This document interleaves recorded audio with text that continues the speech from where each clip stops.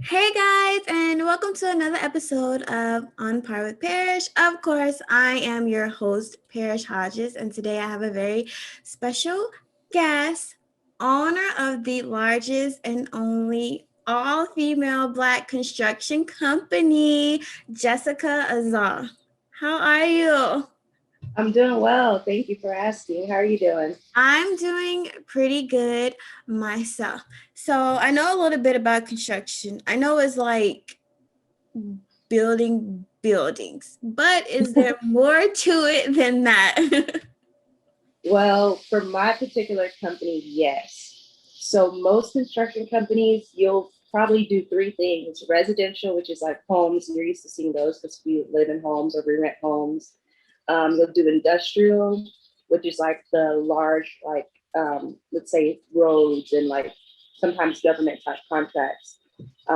Think more of infrastructure with industrial, and then of course you have commercial, which is like restaurants, shopping plazas, things like that. So you have usually like three branches of construction. Mhm. Right now we're just residential, but another thing we also do is we invest. So we buy properties, and so we don't go from job to job. We go from equity to equity, which is very unusual for a typical construction company. Oh, so tell us about your company, Soulful Design and Build, and you also have a nonprofit organization. Yes. So Soulful Design and Build was birthed about November 2018. Just because construction is really expensive, so I wanted to learn how to do all this stuff myself. So I was still working a full-time job. I just pretty much built my tool collection during the time, took small jobs for other homeowners, etc. Um, as I by the time last year hit, I did a final job for a client in June, and I said, "Hey, this is the last job I'm doing for a homeowner, at least for a while. Like I want to have my own properties. I want to do rehabs for myself and renovations." And sure enough, that job was in June or July, and then by August 3rd, I bought two properties for the company, and I've been renovating them since. And so one of them was pretty much turnkey ready. That's a rental, and then the other one we're rehabbing. It's like a full gut single family to duplex conversion. My company, Serving Souls, my nonprofit, was actually birthed as I became an investor. So that was birthed around September of last year. And I taught minority students and just mentees, whoever wanted to really come in and learn hands-on construction. I taught them finances, personal finance. I taught them how to raise their credit, etc. So I did that for months, and I still continue to do it. So the nonprofit, it's called Serving Souls, and we really focus on like the core of the human being. We serve with compassion, organization, restoration, and education. And so I'm the director of emotional intelligence and education. That's my title for the nonprofit. So for younger people who want to learn more about construction or get hands-on experience, I know you said you teach a class. Where exactly do you teach it, and how can people get in contact with you to, be a part of that class? Yes, absolutely. Well, you can definitely reach out to me on Jessica Azor on my Facebook. That's probably the most used social media account. I don't really use Instagram or Twitter, although I have them. Mm-hmm. So they can DM me. I use that very heavily. So, and then I can go from there. It is a specific address that we are currently working on, but due to privacy and other things, it's a personal conversation. I'll send them the address, and then we'll Yeah. go from there. But I'm more than willing to bring in people who want to learn, but some of those things are very like private, and so I want to make sure that I have an opportunity to talk to the person one-on-one, so we don't necessarily put the address Yeah. uh, out like publicly. And what about for like older people, like adults who have an interest in it and may want to learn? Do you teach them as well?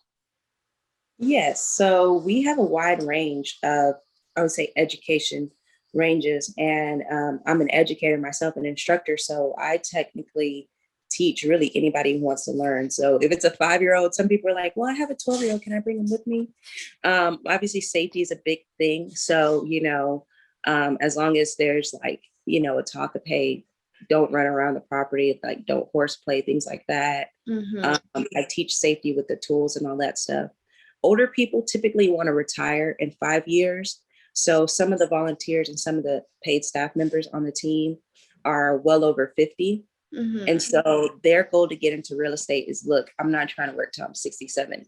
Show me how to retire in 5 years.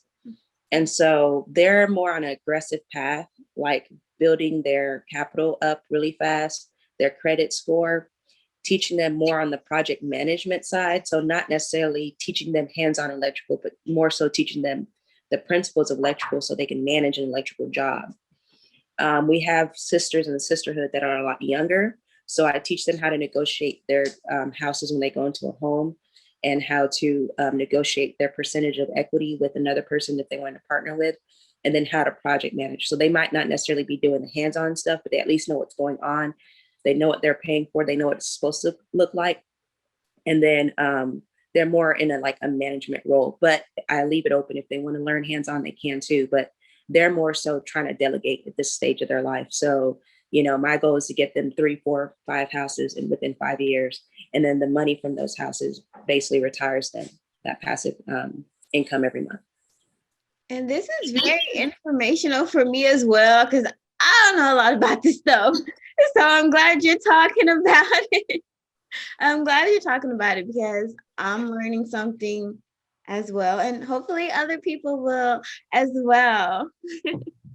So construction is a male dominated business, a white male dominated business, So not only being Black, but also being all female, do you feel like the pressure, or do you feel like you've ever been overlooked or denied jobs because of it?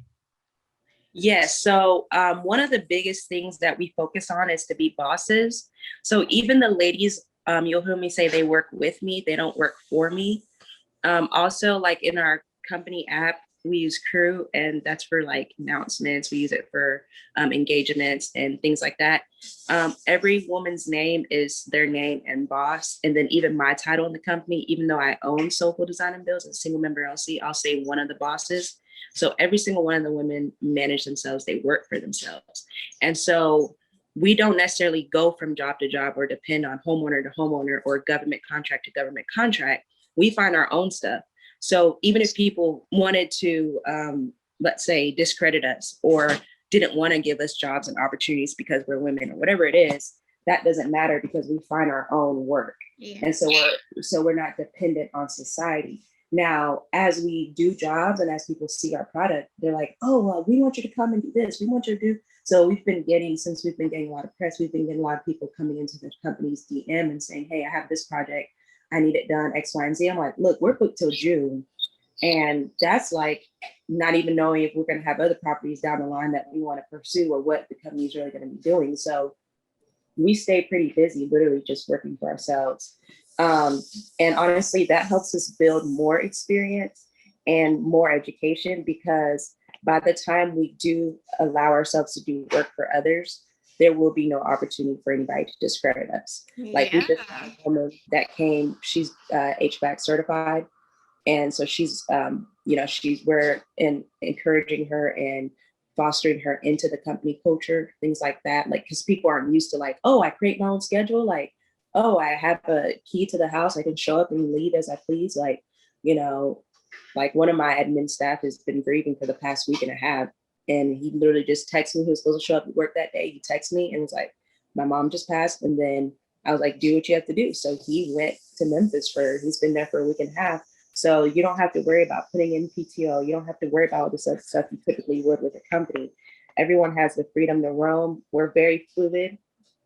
We have enough depth. Like we're 20 deep, 12 paid staff, 8 volunteers to have that fluidity. So even if like 5 people call out, I'll have 4 people at the house working. Mm-hmm. So it just gives them that freedom to do what they want with their lives. I teach time freedom and location independence. So, if I'm going to teach it, I have to foster a company that encourages it. Mm-hmm. So, yeah. And I know you mentioned you have someone who's HVAC certified. So I know what it is, but at the same time, I don't know what it is. So can you like break it down for me? Absolutely. So HVAC stands for heating, ventilation, and air conditioning. So anything dealing with heating, obviously like a furnace, keeping your house warm. It can be a package unit or it can be like a separate unit from your condenser. The ventilation is really what trips some people up. Even when I first got into the business, it tripped me up. So ventilation would be like your dryer vent. It would be like your exhaust fan vent in your bathrooms. All those need to be vented to the outside. Sometimes they do it out to the side, like to the soffit. Sometimes they do it out through the roof. But you need vents, and then your AC, obviously that's your air conditioning. So that's what keeps the house cool. So HVAC pretty much does all that. Plus they service units. So like, I'm sure when we were snowed in, everyone was like, if their HVAC wasn't working, like even mine, I had to put it on emergency heat. I had like a Yeah. $500 electrical bill because, I didn't know what was going on with the unit, and HVAC people are slammed, so during that time. So after it got to about probably 32 degrees, basically when it wasn't freezing anymore, it would work on regular heat. But HVAC obviously is important because that's the climate control of the home, and climate control in every sense, not just the temperature, but also it controls humidity. I knew it involved the AC unit, but that's all I knew. See, this is why I'm so happy that you're here to explain this stuff to me because I don't know, and I know there's a lot of other people who probably don't know. So, No, that's good. I'm glad to be an educator. yeah, you're very good at it. So, Thank yeah. you. So, why do you think more women aren't interested in construction?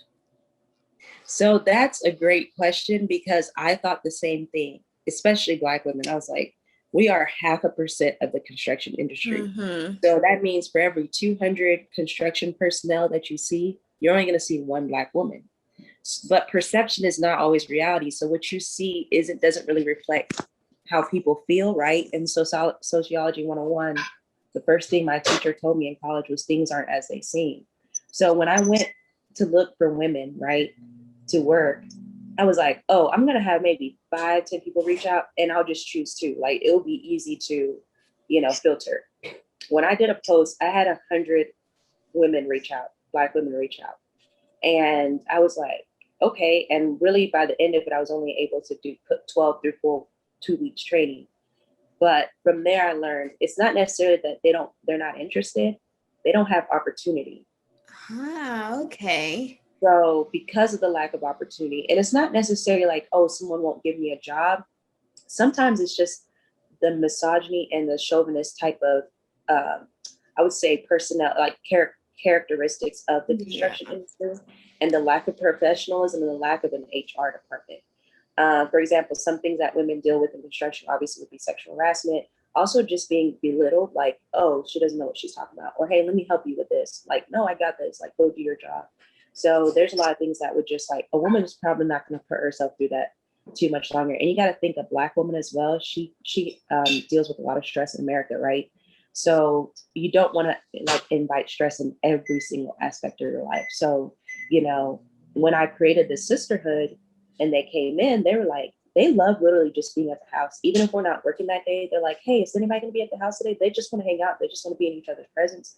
They just want to be motivated and inspired. And they can actually be honest with what's going on in the world and what they're feeling without feeling like they're going to offend anyone, or, it's just a safe place. And of course, because it's all women, we don't have to worry about, misogyny. We don't have to worry about sexual harassment and all the other stuff that typically happens in a male dominated industry as a whole. Construction is not the only one. Construction is a male dominated industry. Yeah.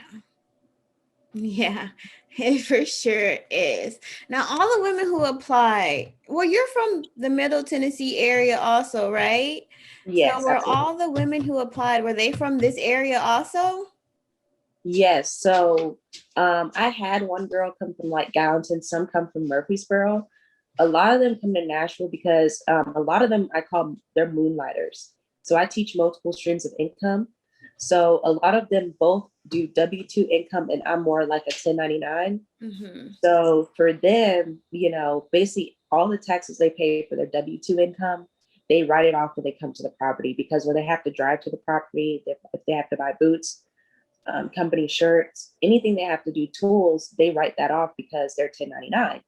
And so it's to their advantage to moonlight, to be W-2 employees. So they literally don't pay taxes. Like last year, I didn't pay taxes, and the year prior, because I was always running a company which has a lot of expenses, and I was working a W-2 income for the airport and other companies. So a lot of these women, that's why I like flexibility. They might come, some of them don't come till 5 p.m. So they'll come from 5 p.m. till midnight. They literally do their own thing. And so one of the things that um, I really, encourage is that if you can't come, just let me know. Mm-hmm. Like if you're too tired to drive from Gallatin, is not a big deal. Yeah. It can be straining on your body, because they're working. These women are some of the hardest working women I know. They're like me. They work 16-hour days. I just happen to work 16-hour days 100% for myself. I don't split it anymore between a W-2 and for, myself. So yeah, they're coming from all over Middle Tennessee area, but I'm really hoping to have multiple locations to make it easier on certain people, like maybe a northeast area, and then a west, a north, and then a south. Like we're technically south, but maybe further south, like Murfreesboro. Yeah, I live in Murfreesboro, so you should definitely come here. Yeah, you That'd be should cool. definitely come to Murfreesboro. So for those who don't know much about it, but they kind of have an interest in working in construction, where would they start? That's a good question. I would start with YouTube University and Google. I definitely think people don't even know what questions to ask. And so it depends on your interests. Like, why do you want to know construction? Are you trying to, learn things on your house? So let's say you notice something small on your house, like, I don't have baseboards. Oh, these baseboards are broken or messed up. Um, YouTube and Google how to replace your baseboards. Start with that small thing. Or let's say, you don't like your fan because it's outdated. Well, Google, and YouTube how to replace the fan. Look at the basic tools you need to do that specific thing. But a lot of things that I encourage whenever you want to do something quote unquote big, start where you're at. So if you have an apartment and, sometimes it's a little bit more tricky because they don't want you to, work with things too much and mess things up. Um, that might be a little trickier. But if you have a friend that just bought a house or has a house, you can literally volunteer time like, hey, I don't really like your cabinets. You want to replace them, or you want to, sand them down and paint them? Like, I'm sure we have friends and families with homes not 100% new construction or updated. So we can, find opportunities to do that. Also, you can do Habitat for Humanity. You can volunteer. Although what I've been hearing, it's taking months to be able to volunteer with them. Obviously, me, I'm always welcoming people, at the property to learn and to engage and to show them. I have a guy told me, he's like, I've never seen a woman with so much tools. Like you have a massive tool collection. So, I just love, some days we just take them out to play with them. Like, hey, we're probably not going to use this tool in a while, probably until June, because we're done with this part of the project. But do y'all want to mess around with this tool? And of course, the ladies a lot of times are like, yeah, let's do it. They'll put their safety glasses on, and we'll find a scrap piece of lumber or whatever, and we just go at it. I just want them to get an experience of using something, not being fearful of stuff. Because I think a lot of times as, minorities, we live in a spirit of fear, unfortunately. And so allowing them to have that freedom to be like, yeah, this is a powerful thing, but I can control it, and just seeing the empowerment in these ladies' faces is like the world. It's really cool. Now, I live in an apartment, but my older sister, she has a house. And I'm going to see her in a few weeks. And I feel like now you're giving me all this info. I'm going to be walking around looking, and I'm going to be like, hey, maybe you need to update this or replace this, She's probably going to be annoyed, but Yes. whatever. It's for the but best. it's fun. Yeah, and it's fun. And you're probably going to be adding value to your home, you know. Hmm. A typical bathroom renovation is going to add, you know, $5,000 of value. Uh, Kitchen renovation, same thing, $5,000 to $10,000 of value. Replacing carpet. There's all kinds of things you can do to a house to update it. Yeah. Um, so it could be a fun little project. Painting, you know, women, we like aesthetic stuff, painting, tile. So you might not start with tiling the whole shower, like demoing a tub and shower area and then putting a new tile, but you might start with just a backsplash around the mirror as a frame. Yeah. You know, just something cute that's a aesthetic. You know, Yeah. Now, in high school, you ran track and also you have a degree in biochemistry. So, yeah, what made you switch to construction? that's a good question. So a lot of people don't maybe they don't realize, but there's a lot of science and math in the construction industry. And so I was actually able to go into construction very seamlessly almost. Everything from using a tape measurement and tape measure and looking at measurements, and everything from calculating, doing the architectural design of things and figuring out, you know, the numbers and the spacing I would need. All that stuff was heavily tied into science and math. I would say I'm a STEM person, Mm-hmm. so do have my degree in biology and biochemistry, but I definitely would say I'm just a whole STEM in general. So science, technology, engineering, and math. That's like my forte. The my weakness would be technology. I'm a late adapter. You know, I like to stick to, you know, what I know, but I do like having the most upgraded tools to make our job easier and to save us time. And I like having the most updated information and doing anything to pretty much allow us to do things better and more accurate in less time. Like I'm all for that. So technology is heavily involved in what I'm doing construction. Um, I would say the main reason I got into it is because as I started investing, labor is going to be majority of your cost when you're flipping a house. And so it was more so like either I keep paying people to do this or I learn to do it myself. So I'm all about ownership. So, you know, I really had an incentive to do it because I knew this wasn't a fly by night thing for me. I knew I was going to be here to stay. So I was like, let me learn this and let me apply everything I've learned in college to the construction industry. And it's helped me, to be quite honest. Most construction workers go into construction, you know, in a trade school or just at 18. So Mm-hmm. they skip the college, they skip the professionalism 101 classes, they skip um, everything that would help you in the corporate world, or they just skip in general theory. They just want to go out, swing a hammer, do it quickly, and leave. They don't really think, okay, how can I approach this? Because sometimes taking 5 to 10 minutes to plan will allow you to do the job an hour or two quicker than just going in and just trying to quote unquote get it done. So, you know, with science, you have to form a hypothesis, right? And you have to Yeah. test it. So construction is the same thing. When I go in a home, it's like, okay, if I did this, what may happen? And then if I don't like the results and I'm planning in my head, I'm like, okay, well, let me approach it this way. So I have a lot better critical thinking skills than your average like construction worker. Now, would you recommend like going to a four-year university and studying it, or going to trade school? I would be a huge advocate for trade school. You know, if anybody's been to college, you will learn that your degree did not give you quote unquote experience. No, it didn't. So, you know, you get your degree and they're like, oh, yeah, we want you to have a bachelor's degree and 5 years experience for this entry level position. And you're like, Mhm. where was I supposed to get this 5 years experience for? I mean, of course, you can moonlight while you're in school and be doing interning while you're in school, but with the construction industry as a whole, the quicker you get in it, the more experience you have, the more money you can make. So if you're 17 and you're like, you know what, I don't even want to do college. Okay, great. Go to HVAC tech. Go to um, pay. Use a larger company like Hiller or Lee to pay for your school, and all you have to do is stay there for like 2 years to pay them back. And but now you have your classes to be a plumber or an electrician. So there's all kind of ways to get in it, especially not even paying for it. So you can literally get paid to learn. I was just looking, you know, scouting, and in Alabama, even they have an electrical apprentice job for $14.50. So they'll teach you how to do electrical, and they're paying you to be in class.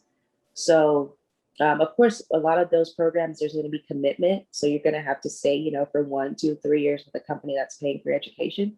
But once you have it, no one can take it away from you. So if you happen not to like that company after 3 years, or you don't feel like they're raising your pay for your experience and what revenue you're bringing them, you're happy to take your certification and go somewhere else.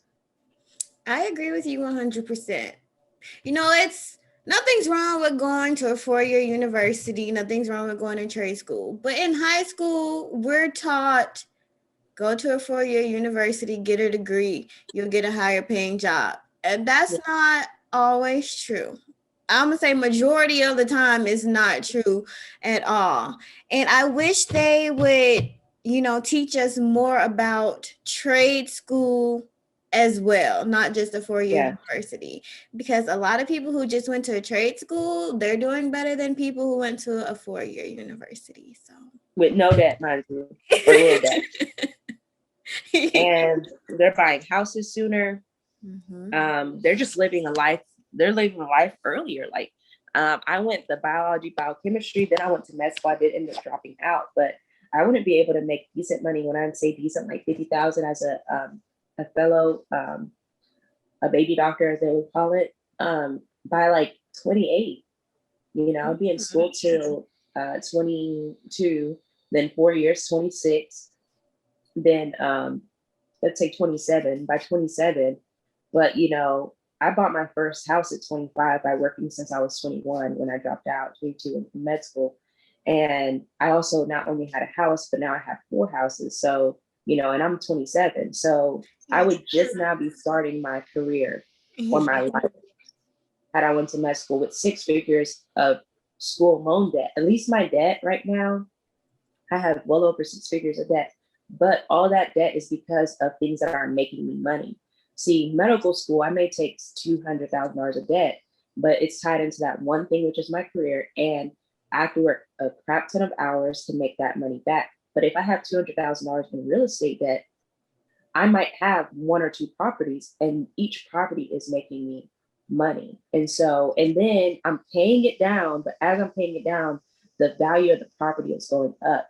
Whereas, it's not like the value of your education, is going up as as far as, you're going to get paid more, but you're exchanging your time for, the money. In real estate, you don't have to, as your value of your house is going up, it's not like you're exchanging your time for that to happen. It's like a passive thing. And so you can only do so much. There's 24 hours in a day. So I don't care how hard of a worker you are. I don't care how many hours a week you work. You're still limited, on what you can do. So to find that really abundance, you need to find other sources where you don't have to exchange your time for money. Or, as we have a saying in our company culture, make more money in less time. Figure out that formula. Figure out how can you make so, if you have to do promotions, whatever you have to do, sometimes there's apps that, like, when you sign up for an app, they give you a promotion. So a lot of the ladies, some of them, like, China's doing $75 right now. So one of my girls, she just got $75 on her tax returns because she got her tax returns again to her Chime account. They paid her $75 plus her tax return. She transferred it back to her other bank account. And that took her a total of 5 minutes. So, if you extrapolate that, 75 times, 20, right? Because 5 goes into 60 minutes. You'll see how much money she technically made per hour if she were to continue on that rate. And so I heavily encourage people to find other sources of income. Like, don't necessarily stick to what because like you said, they don't teach us really true financial freedom and literacy. No, they don't. You have to go searching for that. Thankfully, you ain't got to search too far because this is what I do for a living. This is what I show people, so anything y'all want to know, I'll tell y'all, you have to apply it. Yeah, I definitely agree with you on that. But if you weren't in this industry, what do you think you'd be doing? That's a good question. See, I've always been like purpose-based and passion-based. I always wanted to help people in something, so I wanted to be a doctor. Now that I think about it, I can't necessarily be married or plan an idea and stick to it. Because at 27 years old, now I was planning my life at 22 years old with the knowledge and experience I had from my 27-year-old self. And if I had stuck to my 22-year-old goals and dreams, I would like not be here. So Yeah. I'm more so, the more life I live, the more experience I get, then I let that take me to my next journey. The more people I meet and the more that my passion, allows. So I'm just more so like, okay, God, just order my steps. Like, let me know. Like, I use discernment a lot because I am so like fluid and so like free, you know. Um, I disappointed myself with time frames, timelines.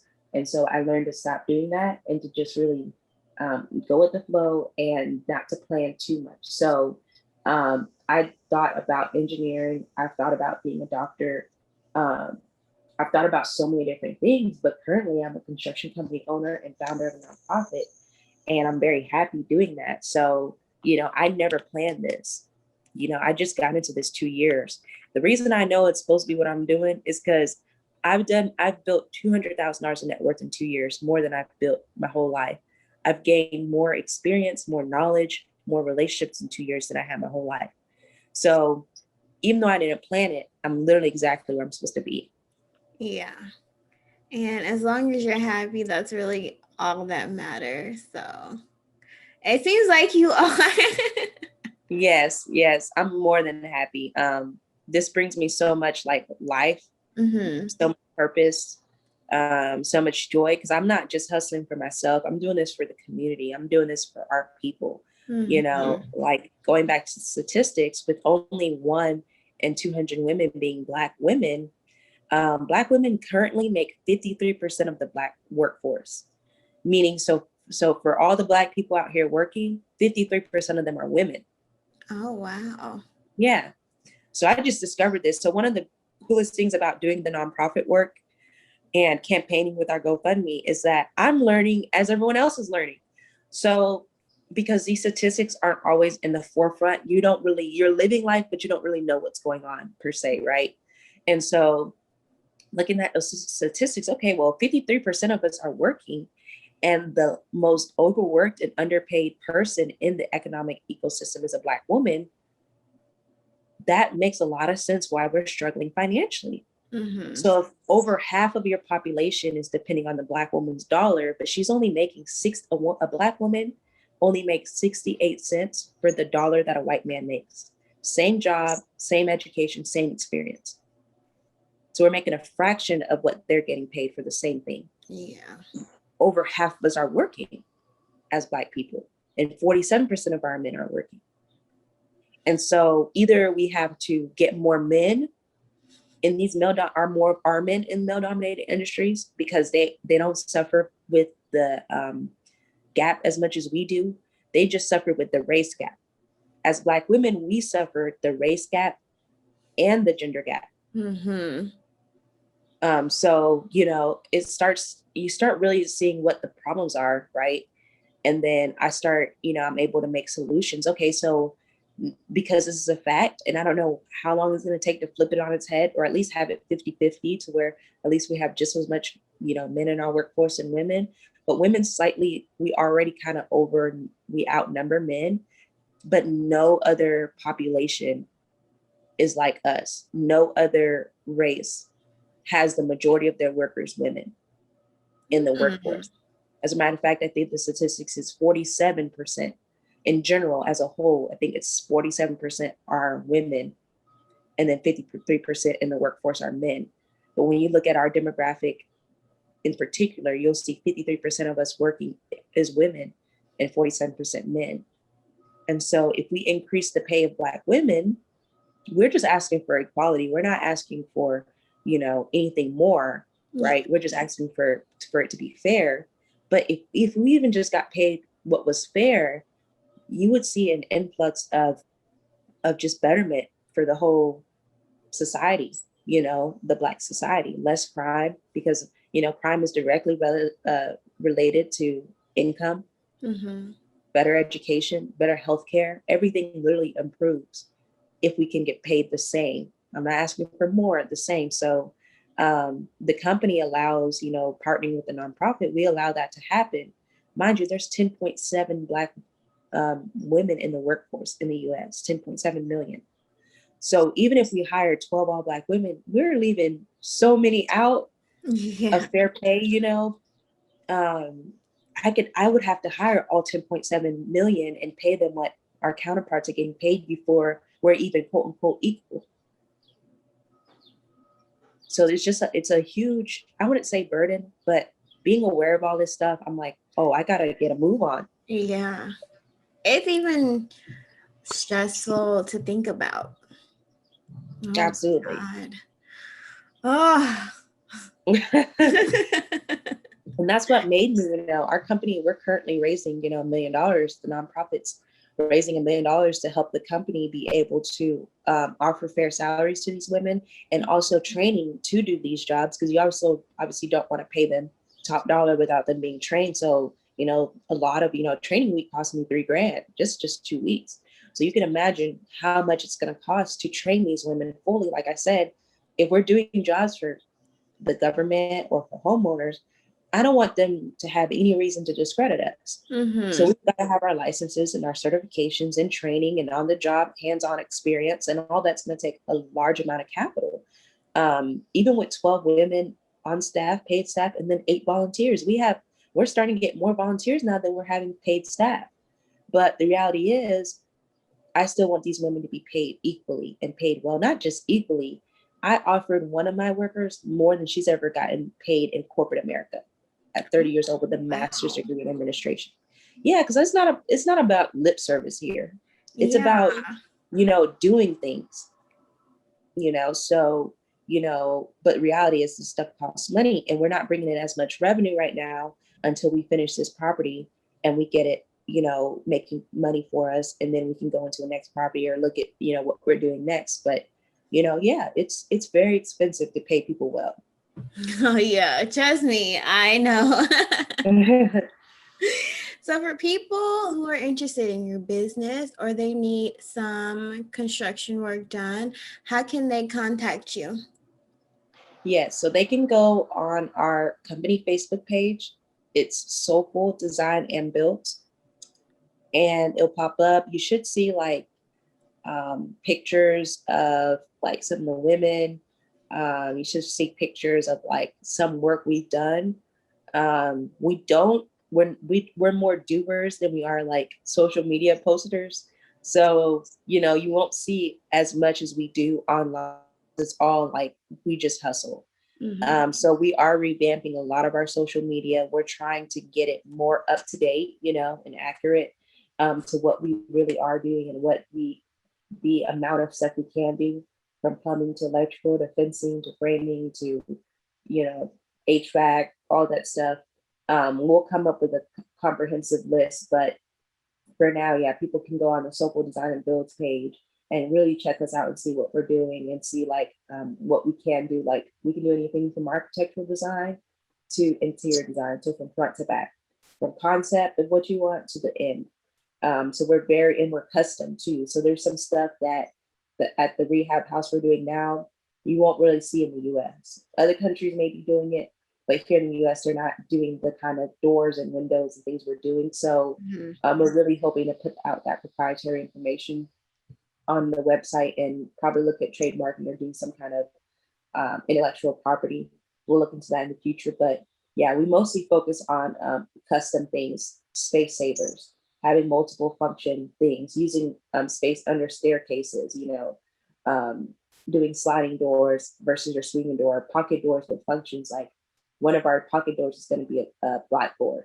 So you can write on the pocket door, messages, notes, or whatever, because it's going to be an entrepreneurship space. Mm-hmm. So having multifunctional things is what we focus on. So we're not necessarily like your cookie cutter construction company. We're able to, separate ourselves from the rest because and it doesn't matter if they robots per se replace, all these jobs. We'll always have a job because it takes a mind to do what we do, to become custom, to not be this, a template per se, so that's job security for us. And that means, you may pay more. That means, you may have more options in material, because I'm a material chemist basically. When I got into construction, I started just looking at the different materials I could use. Like, okay, I get y'all are using these materials, but let me see if I could use this instead. So I experiment, and so you literally will have something in your house that nobody else has. It's that custom. Yeah. I will say that having a social media presence is very important, because a lot of times when we're looking at different companies, we'll like look them up on Instagram or Facebook. I don't think many people like use Twitter anymore for that, but definitely Instagram and Facebook. I know a lot of people do TikTok and Snapchat. I'm not into that yet, but it's good to have. Yeah. Yes, I agree with you 100%. And the snow day and the pandemic, everything has allowed me to slow down just a little bit, enough to post a little bit more. We also went from one administrative staff to three. So we have more like workforces basically to allow us to have a social media presence. We just created an Instagram account for Soulful Dab. It's called Soulful Dab Design and Build. So we just shortened it to Soulful Dab. So same thing, soulfuldab.com. We need a bit better .com presence. We just have a template for our website. It has a phone number, it has basic information, has some pictures, but it's not extensive like it needs to be. Facebook, same thing. Like we need to be posting more often, maybe once or twice a week. On Facebook. Instagram, we just created it. I think we have maybe one post up. We need to be more active on that. And then the nonprofit as well. We also need to be super active. I'm so used to bootstrapping stuff and working for myself that I'm like, oh, I don't need social media because, I'm not looking to advertise, right, to people. Like, I can get my own jobs. But now that we're doing what we're doing, it's very important to have that social media footprint, like you were saying. But most importantly, time is always going to be to your advantage. So people are always going to prefer a social media page that's been up for a year than one that was just created. Yeah. It shows more, just shows more social proof, right? It shows more experience in their mind. Even though if you was rolling for 5 years and you were doing great, you've done a lot of projects and have a lot of videos and pictures, and then you just decided to do your, social media 5 years later, they're still going to look at that like, this is a new company, even though you're well established, so. Yeah, they definitely are. But I want to thank you so much for doing this interview. It went extremely, extremely well. So thank you so much. And, I appreciate you taking time out of your day to talk to me. I'm glad you reached out to me as well. So I'm really happy about that. But do you have any last words? Yes. Please check out our GoFundMe campaign. If you go on my personal Facebook, Jessica Azor, you should be able to find a plethora of GoFundMe links of what we're doing. I think so far we raised $1,400 out of the million. So we're getting, it's not bad for 2 weeks. So I'm very thankful for the donors. But read the campaign. Not so much the donations don't matter, but read the campaign, read the research article links. So you could really see what the problem is and how we're choosing to solve it.